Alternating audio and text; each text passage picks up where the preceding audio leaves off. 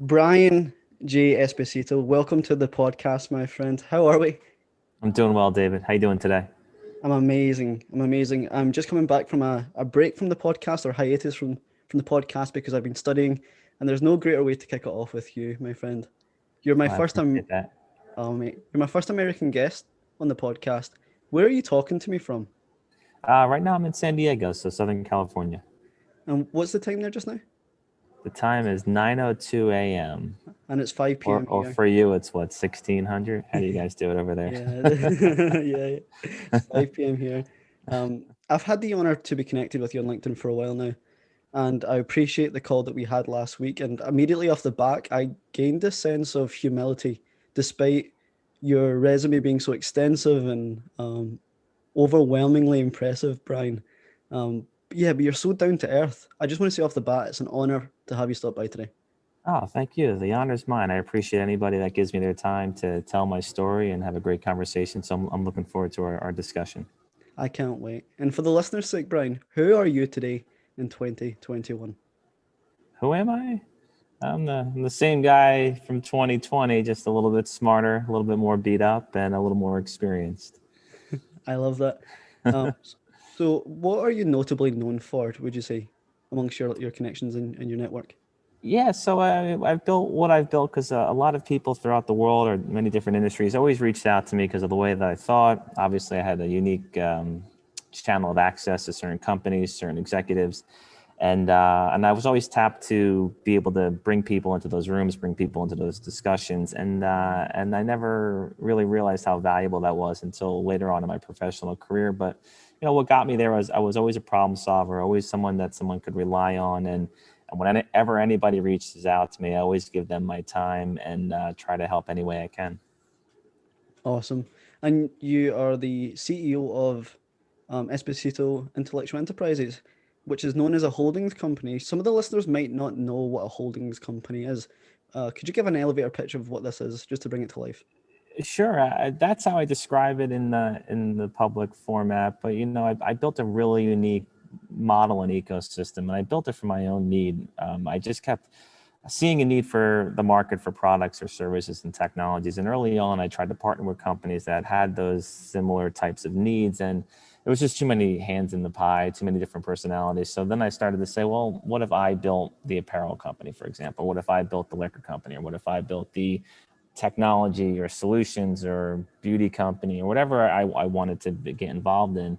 And I kept building these little companies over and over and over again. And in my mind, I was creating this world and this ecosystem where I controlled my own destiny. And I invited who I would want to work with in rather than me being invited into those worlds and hopefully relying on people doing the right thing, which unfortunately doesn't always happen. So I figured if I'm going to do this, I need to create a holdings company.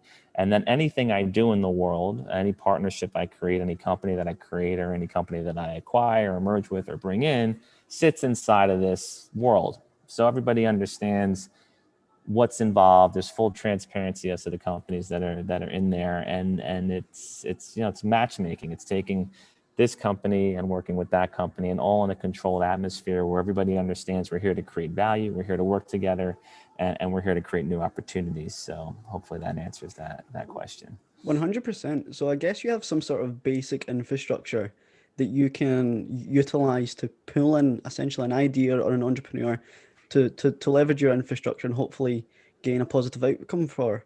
Can you essentially be the vehicle for any idea or any business, or do you think you match make only specific types of organization or people?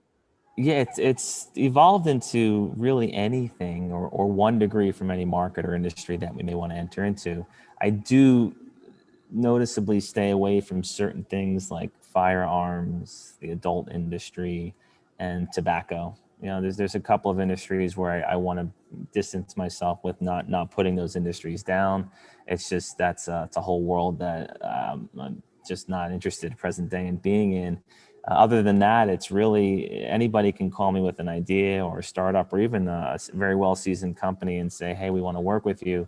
What can we do to create value? And then we just again, glorified matchmaking. Look at what I have access to, look at what they're trying to accomplish. And then, I often say it's like peanut butter and jelly. You just put together this perfect formulation and you have a great outcome. Some things take a day, some things take 10 years, but when you know the idea, you have the right people working on it and the right resources behind it, there's really anything that we can accomplish.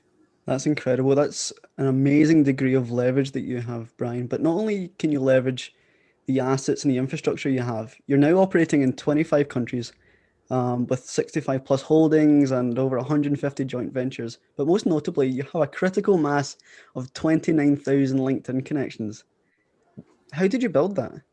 Yeah, one connection at a time, just like every company is one customer at a time or one idea at a time. And it's not easy. I was one of the first people to be on LinkedIn, and there's some people that have millions of followers that are, celebrities. And then there's some people that have 1,000 followers. It's for me, it's work. It's like everything else.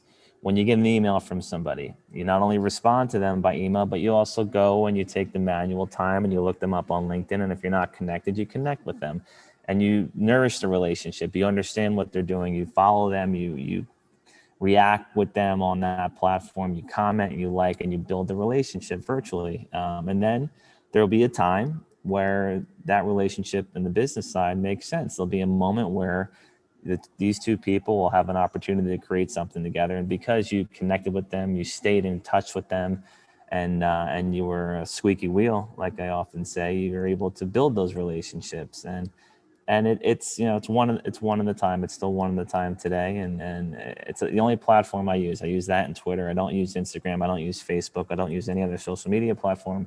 So with that being said, I have the ability to dedicate more time to things that I believe are more valuable to me in growing my professional network and being able to create these opportunities and build new relationships that ultimately hopefully lead to good ideas and success. That's so inspiring. You're so right. The squeaky wheel gets the oil, but if you're on LinkedIn and you perhaps not only gain a partner in business, but a friend, can that be damaging? Do you need to almost audit the people that reach out to you to understand what they're after? Because there's times where I guess you probably match with people who are very aligned and could be mates with you, but then ultimately take advantage of the holdings company and the assets that you have. Oh yeah, I mean, I always thank people that infiltrate my world because they showed me a vulnerability that I have. But I do have an interesting process now where we have a great legal, great compliance, incredible accounting. We also have a private security division. So when somebody throws out something, it's not my good nature believing what they say is to be truthful. It's more than, okay, that sounds great. Now go through the process over here. And if they're legitimate, they'll go through the process. If they're BSing you or trying to take advantage of you or use you, you'll never hear from them again. But I do get bombarded with a lot of different requests. I always respond back to everybody. I give people some of my time because they gave me some of theirs. And you never know where somebody's going to end up. I've learned that very early on in my career. Someone that you're rude to because you're having a bad day or you don't think they have any value, which I disagree with that wholeheartedly. We are all equal. I don't care what you have in the bank. Everybody has some kind of value to bring. They may be in a room one day where they're a decision maker into what you're trying to get done, and they're not going to forget how rude you were to them. And it is a very small world, and the quicker you realize that, the better off you'll be. And also, the other flip to that is when you're good to people and they move around from company to company, they open up new companies for you. They open up new opportunities for you. I learned this very early on in my career where I had rep groups or sales consultants that bounced around from companies to companies. And every time they did, they knew I would give them an order. They knew I would participate in supporting them. And they opened up opportunities for me that I would not have gotten or would have not have known about. Brian, you're entirely virtuous. One of the things that stuck out for me there was the fact that you recognize and you know and you understand that everybody can provide value. And that's almost the belief I have with this podcast. No matter who I have on, whether it's the esteemed and successful Brian J. Esposito or someone who's maybe came from a troubled path and overcame hardship, but isn't quote unquote as successful. I believe that we can all teach lessons from the shared experiences that we have. And the way I use that the way I bring that to life in the podcast is by using Genesis and origin stories as a means to motivate others. So, Brian, can we take it back to where it all began for you?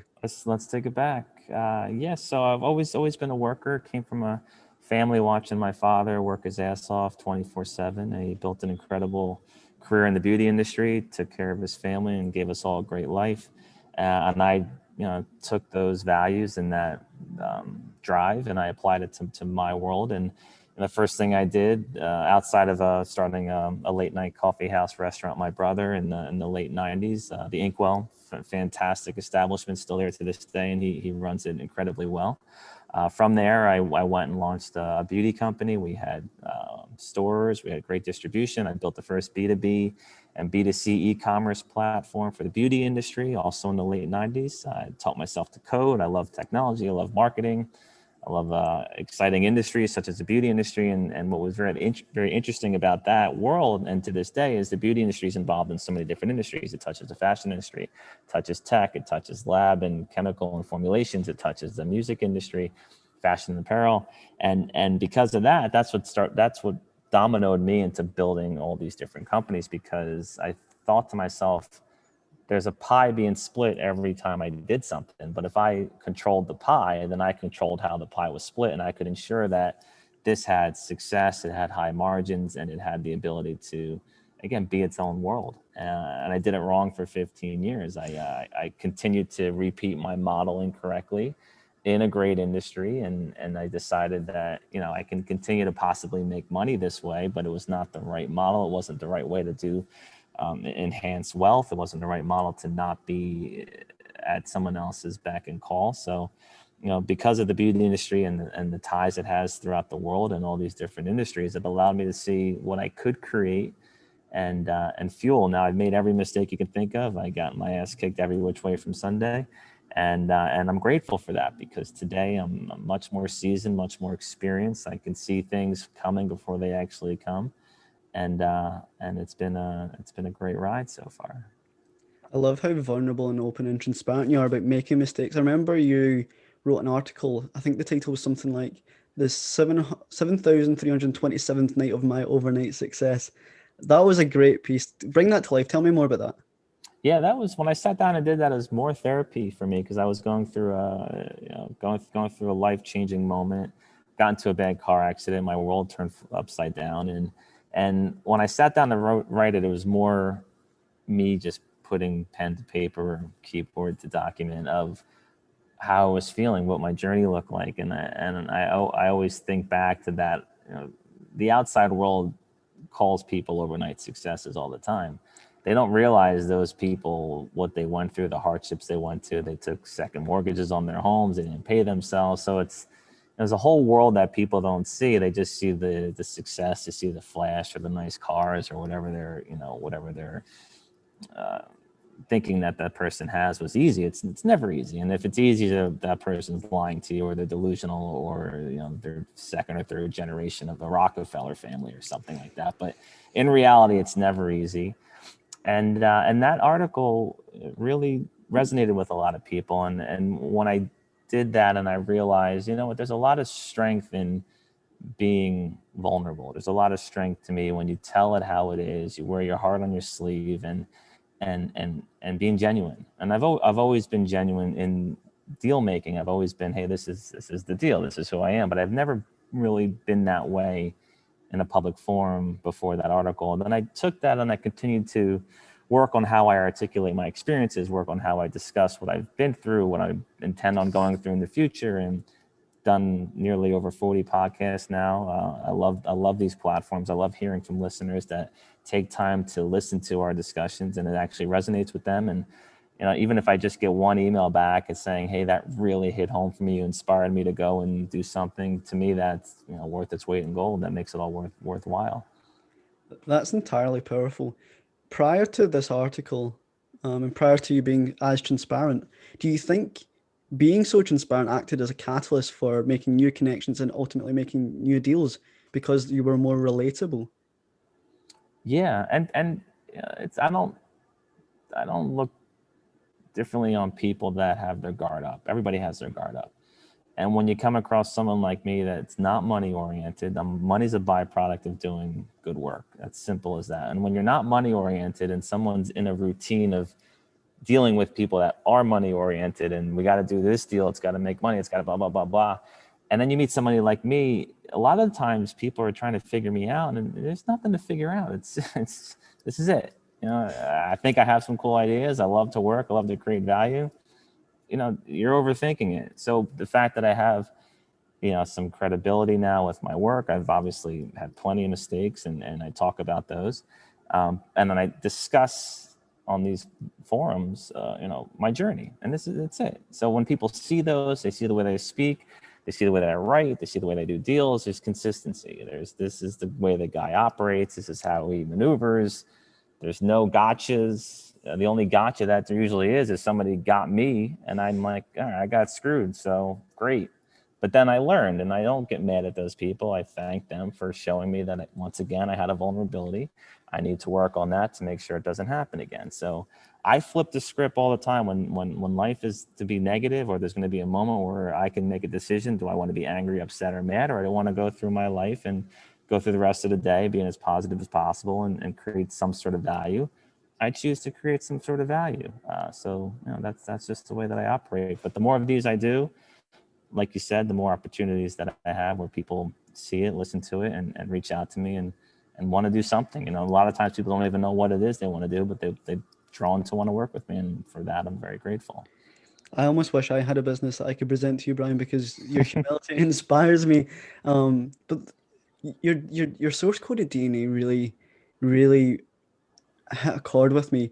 The fact that you're grateful when someone almost screws you over because you learn from it. Not everyone's wired like that. Do you have some sort of, do you have habits that allow you to be almost at peace with that, or almost be a Zen individual? Not Zen. I'll never be Zen. I'm Italian and Sicilian, so I got emotions like the best of them. But I know the outcome, you know, between history, watching certain people. You know the outcome if you act a certain way. If you act bitter and angry and closed off, you will not have a healthy, happy life, and you will not allow opportunities to come into your world. I know that. That's black and white. That's simple as it can be. So with that being said, yes, I have moments where I get upset, angry, but with myself, not with the individual, not with the company. It's with myself because I allowed it to happen. And if you take accountability and ownership and you take the time and understand why that happened, rather than pushing blame and trying to figure somebody else out, that's exhausting. You'll never figure somebody else out because they weren't raised in your situations. They weren't brought up in your household. They didn't go through your life experiences. So you'll never understand anybody else because that's not possible. Maybe with AI and computer technology, one day we can understand those people.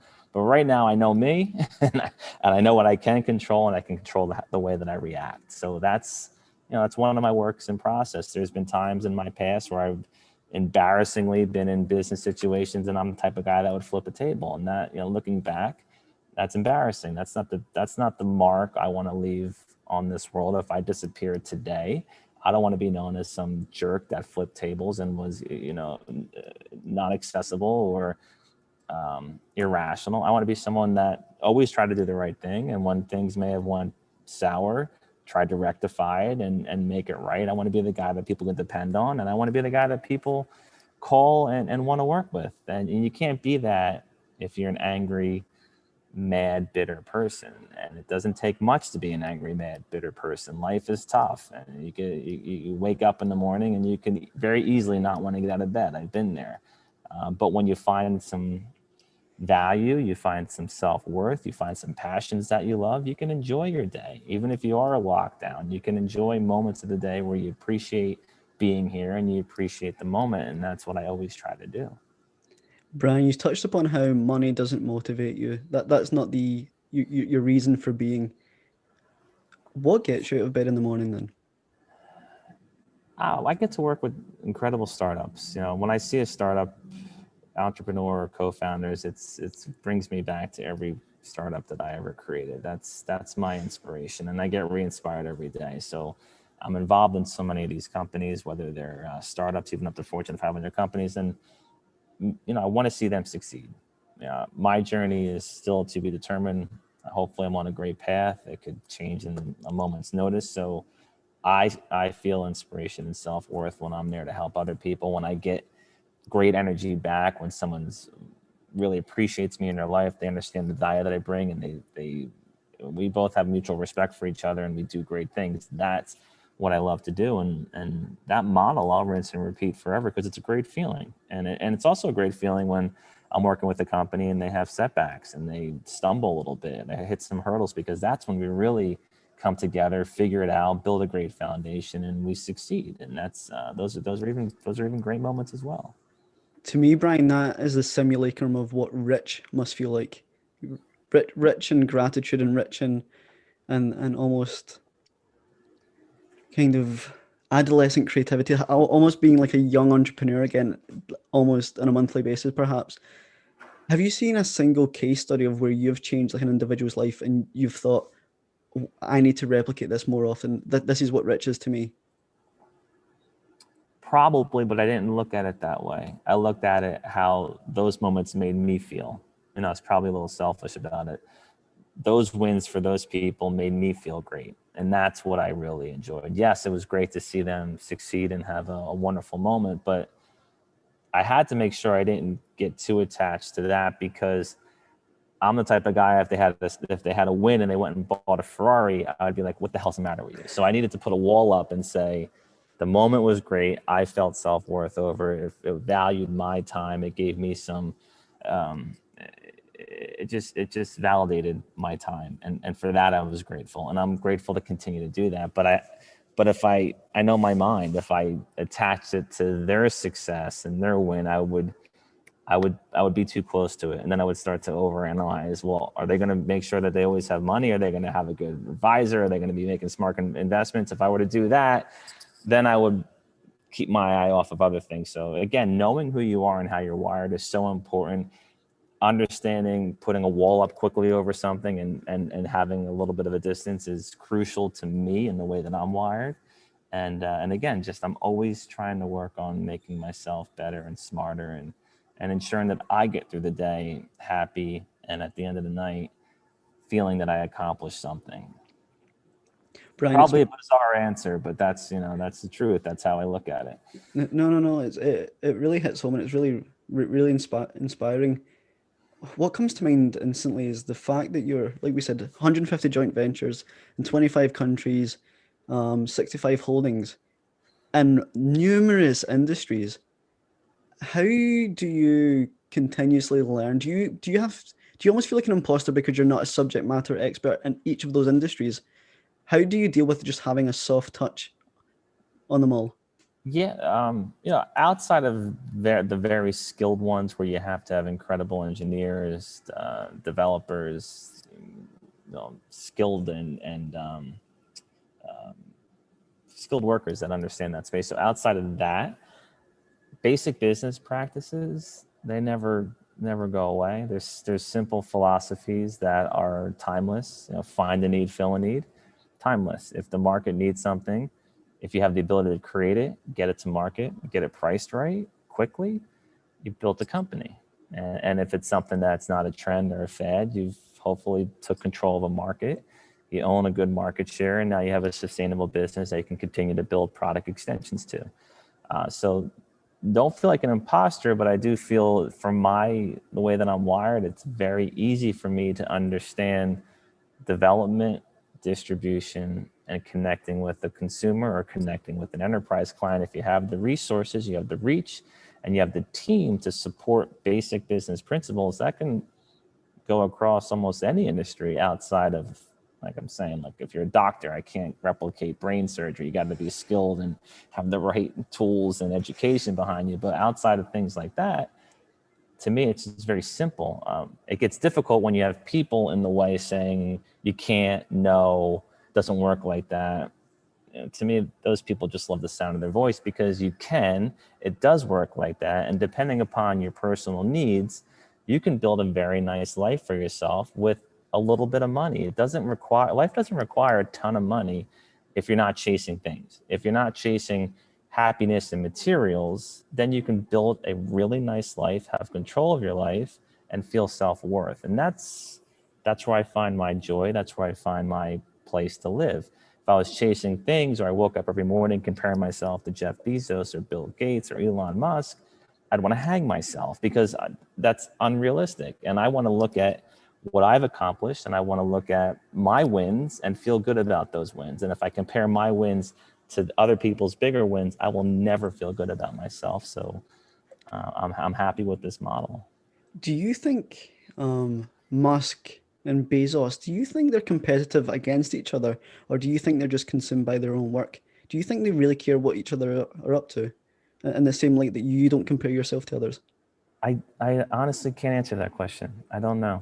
I honestly don't know. To me, that's not worth my time. So Yeah. I don't know. Um, compare, I guess you spoke about your brother's involvement now with Inkwell. I don't know how well connected you are now. How different are your lives now? Your brother's at Inkwell and yours at EIE. He's doing great. You know, he's a great father, built an incredible business. That place gets mentioned in books. Bruce Springsteen wrote about it. It gets a lot of attention for local celebrities. It's in an incredible spot on the Jersey Shore in the West End section of Long Branch, and he's doing great. You know, I admire his life because he finds happiness and joy. He loves what he does. He does it great. Great father, like I said. So, you know, there's pieces of his life that I tremendously admire, and sometimes wish I was wired the way he is. But I'm wired the way I am, and my path was very different. There were moments on my journey where I would have much rather been pouring someone a cup of coffee than going through the hell that I was going through. But that's not what was in the cards for me. And I often think about destiny and fate, and I get a little upset because if there's no say over our control or our life, and it's all planned out beforehand, well, that aggravates me, because I want to make sure that I'm making decisions that I feel are right for me. I want to feel growth, and I want to feel some power over my life. So I'm always conflicted with that destiny fate path you're on, and if we actually have any say over it. And I hope we do. I hope I do. I hope you do too. If money and materialism isn't your motivation, how do you nourish yourself? How do you reward yourself at the end of the week or the end of the month or the end of the financial year?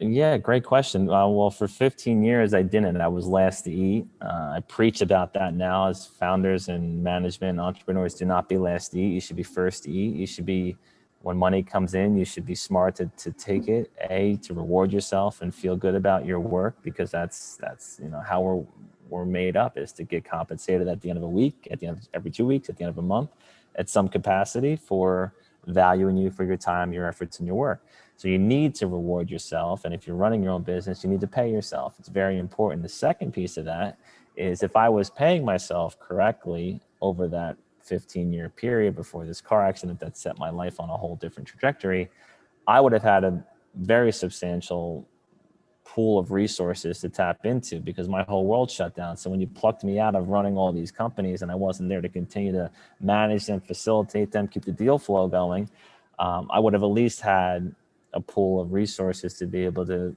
help me sustain what I was going through. However, with that being said, if I didn't go through that, I would never have changed my model. I would have continued to do things the way that I was doing it. I would have continued to have people in roles and responsibilities they had no right or qualifications to be in.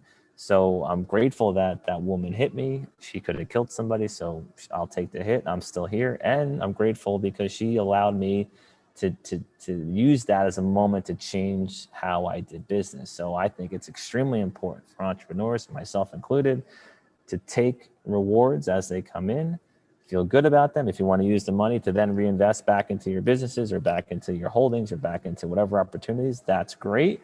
But in the meantime, it's very important that you pay yourself. And that's what I do now. It's part of my philosophy. That one moment of being in a car crash is quite it's striking me as almost like the opportunity to have life 2.0. At Mm-hmm. that moment, or when you came around from that moment, did you almost receive a new meaning to life? Did it almost identify to you what was important in life, whether that's family, happiness, money, leaving a legacy. What stood out to you at that moment? The biggest thing, and it took me some time because I went through those 5 stages of grief where I was very upset, angry, and disappointed in my support system because there wasn't one on the business side. I'm strictly speaking professionally, and it allowed me to take the word selfish and use it as a positive. It allowed me to say, I need to feel good about my life. I need to have control over my life, and I need to surround myself with the people that I want to surround myself with. I used to hate the word selfish. I look at it now as a very important adjective or adverb, whatever the hell it is, as I'm going to be selfish because I want to be happy. I'm going to be selfish because I want to live the life that I want to live and not somebody else's idea of what they want my life to be. So whether your listeners have family members, parents have these expectations for you and you got to go down this road, I disagree with that. This is your life. This is the way you were placed here. You were born into the environment you were born into. You have no control over that. But at some point of your life, you have control as to where you want to be, where you want to work, how you want to live, where you want to live, what kind of car you want to drive, what kind of bottle of water you want to drink. You have control over your life. And it's very important that you recognize that, because it could be over in a second. And for me, I realized it could be over in a second. And from that moment on, and it was hurtful to people in my life, but I don't care. I was always there for people, and I'll continue to always be there for people, but the people that I decide to allow into my life and I allow into my inner circle. But when I realized that life doesn't work the way that I think it works, where I needed people and they were nowhere to be found, well, then I decided, again, like we spoke about earlier, well, I could be bitter, angry, and ruin, and not only deal with my own issues on health and getting back to normal, on top of trying to rebuild my businesses, on top of trying to make money again. There's no way I could have accomplished that if I had my own inner demons I had to deal with. So now my world is my world. You're welcome to come in it. I'll share my world with anybody, but if you disrupt it, if you're negative, if you have some sort of negativity that's consistent, to me, it's food poisoning. I want nothing to do with it. Go take it somewhere else. I'll pray for you, but you got to get the hell out of my life, because I don't know how much longer I'm going to be here, and I'm not wasting my time with that type of mentality. It's just not going to happen. I love that acute awareness of death, and then how you've structured your entire inner circle and your entire guiding principles around that.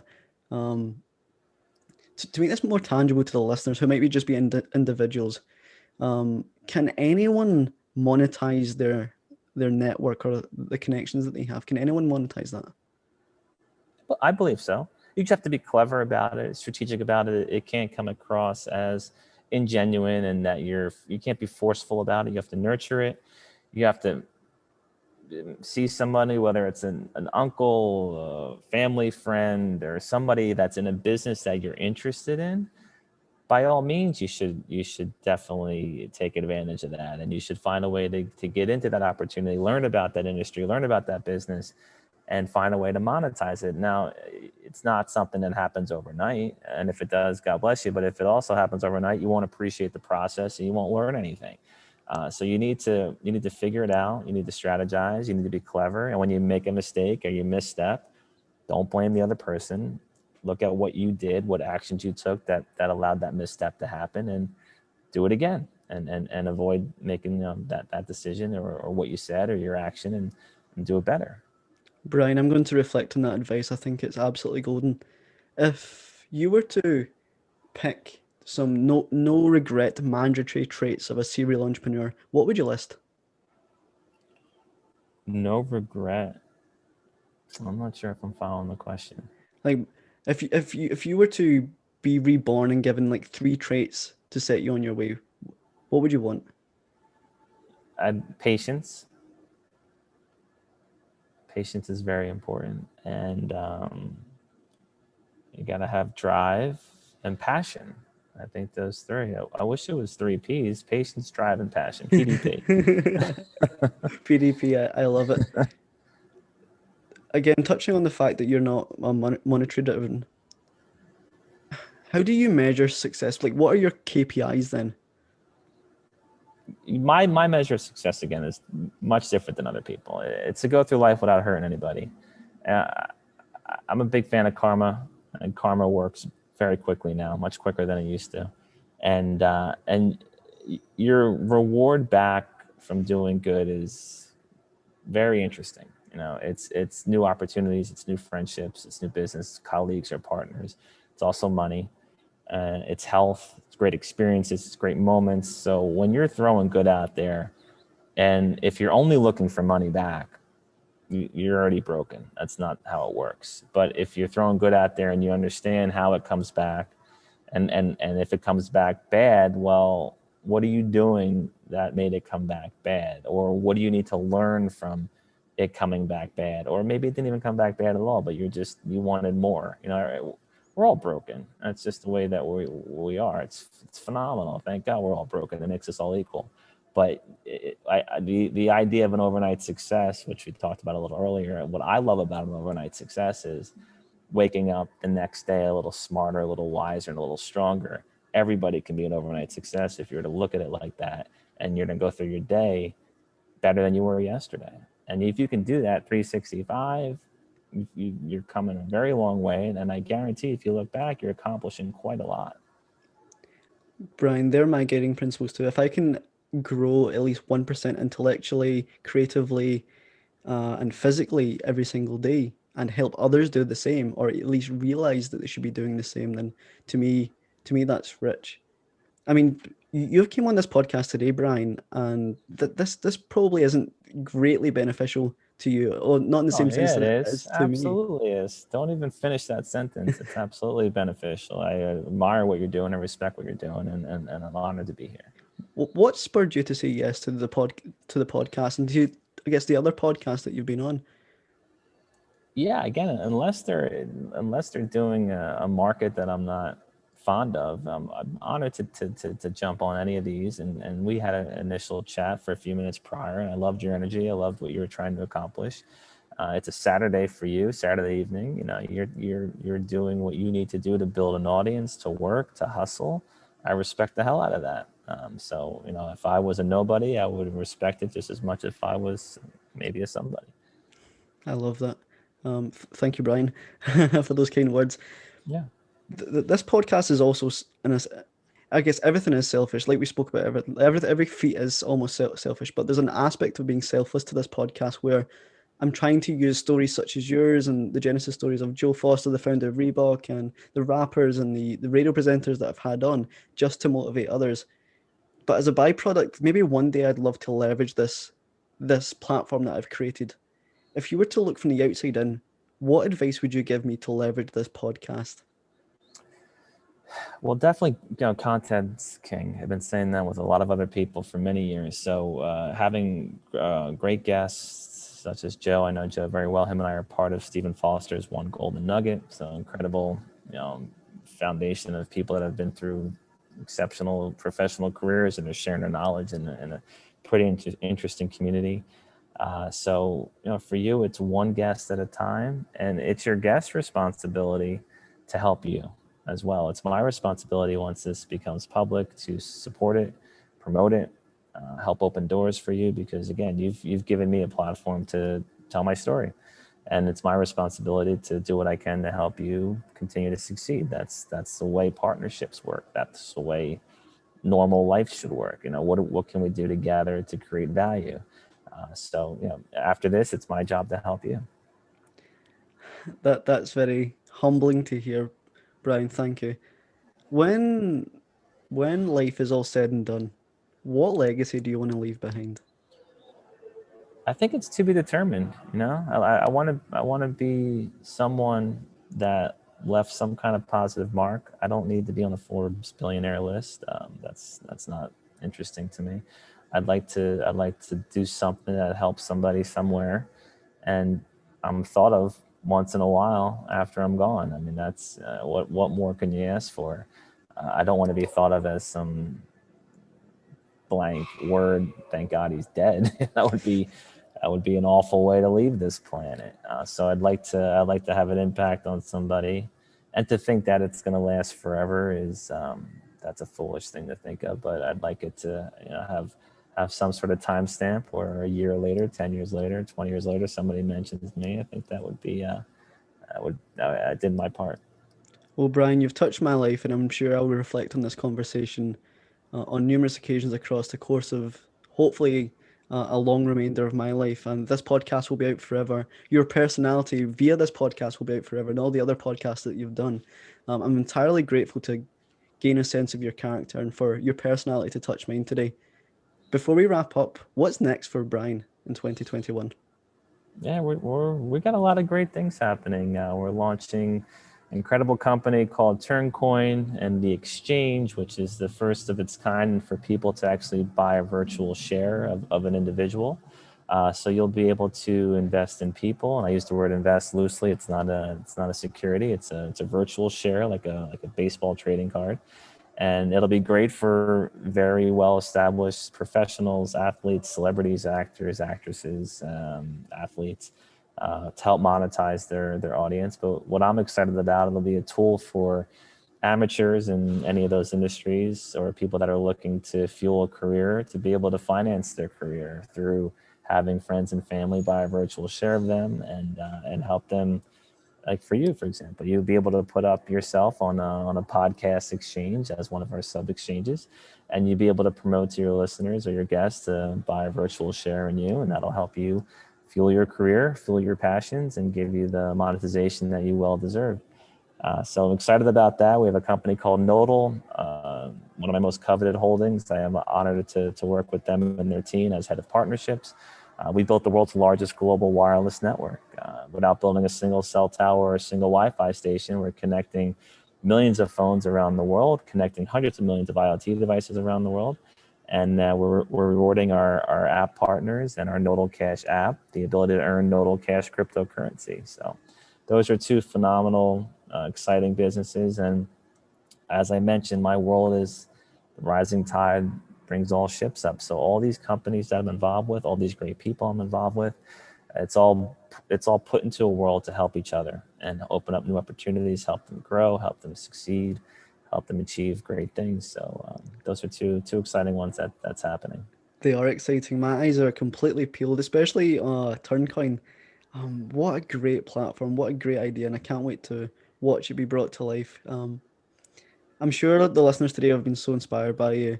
If they want to reach out and connect, and perhaps thank you personally for the wisdom that you brought to the show today, where can people find you online? So LinkedIn, Brian J. Esposito. Twitter, same thing, Brian J. Esposito. And then EIE.rocks. So EIE.rocks is the corporate website. You can contact me directly through there. I always get back to everybody, usually within an hour or two, sometimes a little bit longer if I'm held up. And I appreciate a great conversation with you, David. I'm excited to hopefully impact and connect with some of your listeners and see where this goes. Everybody, please connect with Brian, one of the most amazing personalities that I've came across. Brian, thanks for your time today. It means the world. Thank you, David. Have a good rest of your weekend.